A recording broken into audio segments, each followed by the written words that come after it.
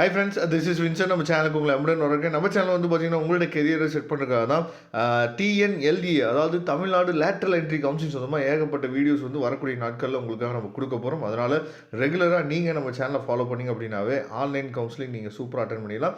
இந்த வீடியோவில் நம்ம என்ன பார்க்க போகிறோம் அப்படின்னா, இந்த டிஎன்எல்இஏ கவுன்சிலிங்கோட ஷெட்யூல் பார்க்க போகிறோம். அதுக்கப்புறம் வந்து பார்த்தீங்கன்னா யாரெல்லாம் எலிஜிபிள் அப்படிங்கிறத பார்க்க போகிறோம். அதுக்கப்புறம் இந்த கிரேடை வந்து எப்படி வந்து நம்ம நினச்சி பார்த்தீங்கன்னா, அதாவது பர்சன்டேஜுக்கு மாற்றுறது, சரியா? அது மட்டும் இல்லாமல் ஆவரேஜாக எப்படி நம்ம வந்து ஈஸியாக நம்ம கால்குலேட் பண்ணுறது. சார், எனக்கு வந்து 6 செமஸ்டர் தான் முடிஞ்சிருக்கு, எனக்கு வந்து 7 செமஸ்டர் தான் முடிஞ்சிருக்கு, எனக்கு வந்து 5 செமஸ்டர் தான் முடிஞ்சிருக்கு, இந்த மாதிரி நிறையவே இருப்பீங்க. அப்போ இந்த ஆவரேஜை நாங்கள் எப்படி கால்குலேட் பண்ணுறது, அதே மாதிரி கிரேடை எப்படி நாங்கள் பர்சன்டேஜுக்கு மாற்றுறது அப்படிங்கிற எல்லாமே நம்ம நினச்சி பார்த்தா இந்த வீடியோவில் பார்க்க போகிறோம், சரியா? நீங்கள் அதாவது ஆன்லைன் அப்ளிகேஷன் ஃபார்ம் போடுறதுக்கு மட்டும் ஒரு நெட் சென்டருக்கோ இல்லை வந்து இ சேவை மையத்துக்கோ போனீங்கன்னா போதுமானது. மற்ற எதுக்குமே எங்கேயுமே போக தேவையில்லை. நீங்கள் வீட்டில் உட்காந்து எல்லாமே நினச்சி பார்த்தா உங்களோட மொபைலே இல்லை உங்கள் லேப்டாப்பில் எல்லாமே முடிச்சிடலாம், சரியா? அப்போ டிஎன்எல்இயோட அதாவது உங்களுக்கு ஷெடியூல் வந்து உங்களுக்கு நல்லாவே தெரிஞ்சிருக்கும். அதாவது 7/6 நேற்றையிலேருந்து வந்து பார்த்திங்கன்னா நமக்கு வந்து ஜூலை 7ஆம் தேதி வரைக்கும் நமக்கு வந்து டைம் வந்து கொடுத்துருக்காங்க. இதான் வந்து டென்டேட்டிவ் ஷெடியூல் வந்து கொடுத்துருக்காங்க. அதை நீங்கள் தெளிவாக நீங்கள் பார்த்துருப்பீங்க. அதே மாதிரி வந்து பார்த்திங்க அப்படின்னா டாக்குமெண்ட் அப்லோட் பண்ணுறதுக்கு இது எல்லாத்துக்குமே வந்து 7/7/2026 நம்ம வந்து டைம் முடிஞ்சுது, சரியா? அதே மாதிரி சர்டிஃபிகேட் வெரிஃபிகேஷன் வந்து பார்த்திங்கன்னா 24/6/2026 ஆரம்பித்து 8/7/2026 வரைக்கும் சர்டிஃபிகேட் வெரிஃபிகேஷன் இடையிலே, அதாவது ஒரு பக்கம் டாக்குமெண்ட் அப்லோடிங் வந்து ஒரு பக்கம் போயிட்டு இருந்தாலும் டைம் வந்து 7ஆம் தேதி, ஜூலை 7ஆம் தேதி வரைக்கும் டைம் இருந்தாலும் உங்களுக்கு ஜூன் 24ஆம் தேதியிலேருந்தே நமக்கு வந்து சர்டிஃபிகேட் வெரிஃபிகேஷன் ஆன்லைன்லேயே நமக்கு என்ன பார்த்தீங்கன்னா நடந்துடும், ஓகேவா? அதுக்கப்புறம் பப்ளிகேஷன் ஆஃப் ரேங்க் வந்து பார்த்தீங்கன்னா 15/7/2026. அதுக்கப்புறம் குறைகளை தீர்க்கும் நாள் சொல்லிட்டு 2 நாள் வந்து கொடுக்குறாங்க, 16/17. நெக்ஸ்ட் வந்து பார்த்தீங்கன்னா கவுன்சிலிங் வந்து எப்போ நடக்க போகுது அப்படின்னு சொல்லி பார்த்தா 18ஆம் தேதியிலேருந்து கவுன்சிலிங் வந்து ஸ்டார்ட் பண்ணுறாங்க. 20ஆம் தேதி, அந்த 18லேருந்து 20ஆம் தேதி ஸ்பெஷல் ரிசர்வேஷன் கவுன்சிலிங் முடிஞ்சிடுது. ஜென்ரல் கவுன்சிலிங் வந்து பார்த்தா 21 28 வரைக்கும் நடக்குது. சப்ளிமெண்ட்ரி கவுன்சிலிங் வந்து 25லேருந்து 1ஆம் தேதி. அப்போ நல்லா நீங்கள் கவுன்சிலிங்னா SCA to SC கவுன்சிலிங்கோடு சேர்த்து நமக்கு 2/8/2026 கவுன்சிலிங் வந்து முடிஞ்சிடுது. ரொம்ப முக்கியமாக உங்கள் அக்காவோ இல்லை உங்கள் அண்ணாவோ பிஎஸ்சி மேக்ஸு, ஃபிசிக்ஸு, கெமிஸ்ட்ரி ஏதாவது படிச்சிருந்தாங்க அப்படின்னா அவங்களும் இன்ஜினியரிங் படிக்கலாம், டைரக்ட் செகண்ட் இயர் வந்து ஜாயின் பண்ணலாம். இது நிறைய பேத்துக்கு தெரியாது, சரியா?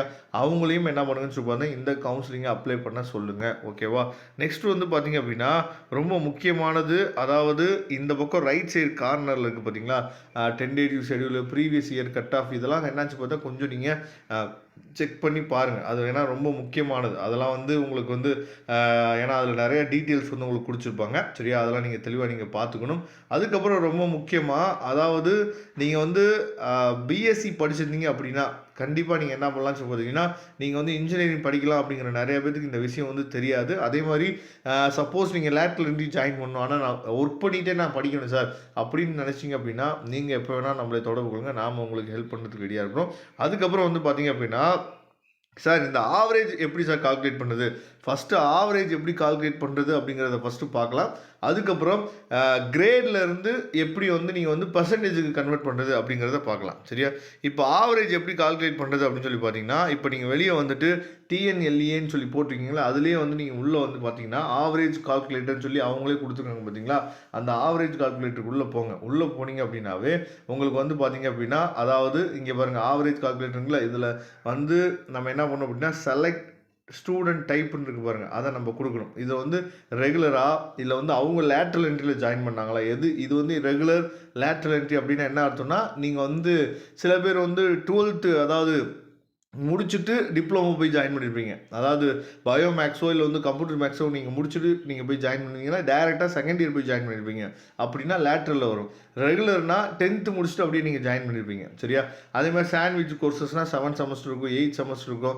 அதே மாதிரி லேட்ரலில் 7 செமஸ்டர் இருக்கும், 8 செமஸ்டர் இருக்கும், சரியா? அப்போ நீங்கள் என்ன வரீங்க, மேக்ஸிமம் ரெகுலராக தான் இருப்பீங்க நிறைய பேர். அதாவது 10th முடிச்சு போனீங்கன்னா ரெகுலர், இல்லைனா 12th முடிச்சு போனீங்கன்னா லேட்ரலில் வரும். அப்போ ரெகுலர்னு சொல்லி நீங்கள் கொடுத்தீங்க அப்படின்னா இங்கே அதாவது ஃபஸ்ட்டு செமஸ்டரில் நீங்கள் எவ்வளோ டோட்டல் மார்க் எடுத்தீங்க, மேக்ஸிமம் மார்க் எவ்வளோ அப்படிங்கிறத பக்கத்தில் என்னாச்சு பார்த்தா ஒவ்வொரு செமஸ்டர் கொடுத்துட்டு கால்குலேட் அப்படின்னு சொல்லி கொடுத்துட்டீங்க அப்படின்னா உங்களுக்கு ஆவரேஜ் மார்க் வந்து என்னாச்சு பார்த்தா இந்த இடத்துல ஷோ ஆகிடும். அதுக்கப்புறம் சார் நான் வந்து கிரேடிலேருந்து நான் வந்து பர்சன்டேஜுக்கு மாற்றணும் சார் அப்படின்னா, அதாவது உங்களுக்கு வந்து ஜிசிபியில் என்னாச்சு பார்த்தா கொடுத்துருப்பாங்க, சரியா?